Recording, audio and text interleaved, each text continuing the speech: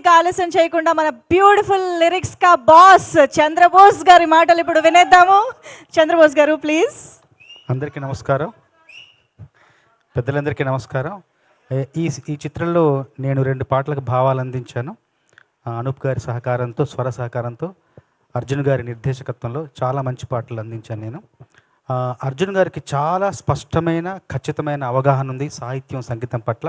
అట్లాగే మంచి అభిరుచి ఉంది. ముందు పాటలు నా చేత మాటలు రాయించి దానికి స్వరాలు సమకూర్చారు అనూప్ గారు.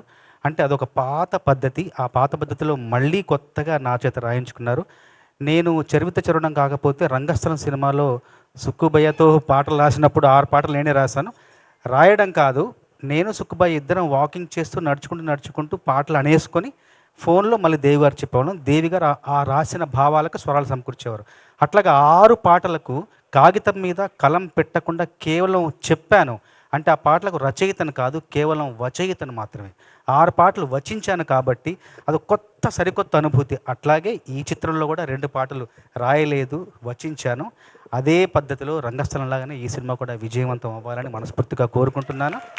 తర్వాత ఈ చిత్రంలో కొత్తగా వెండి తెరకు పరిచయం అవుతున్న ఐశ్వర్య, నిరంజన్, వీళ్ళిద్దరికి కూడా మంచి భవిష్యత్తు ఉండాలి. వెండితెర అనేది ఎప్పుడు పుష్పక విమానం లాంటిది. ఎంతమంది అధిరోహించినా మళ్ళీ ఖాళీ స్థలం ఉంటూనే ఉంటుంది. వీళ్ళకు కూడా ఆ పుష్పక విమానాన్ని అధిరోహించిన మీ పయనం కూడా, మీ సినీ జీవన పయనం కూడా అద్భుతంగా విజయవంతంగా పూర్తవ్వాలని మనస్ఫూర్తిగా ఆశిస్తున్నాను, ఆశీర్వదిస్తున్నాను.